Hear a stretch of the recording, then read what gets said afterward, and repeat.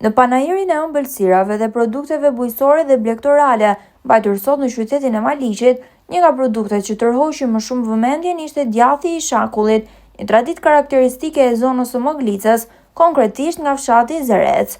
I njohur ndryshe si djathi në lëkurdhije, ky produkt i rrallë dhe autokton ruan ende shijen e hershme, të natyrshme dhe aromën karakteristike të kullotave të larta. Përgatitja e tij kërkon mjeshtëri dhe përkushtim, të cilat banorët e Zerecit i kanë trashëguar brez pas brezi. Falë këtyre njerëzve që mbajnë të gjallë traditën, djathi i shakullit nuk është vetëm një produkt për tavolinë, por një pjesë e identitetit kulturor e kulinar të zonës.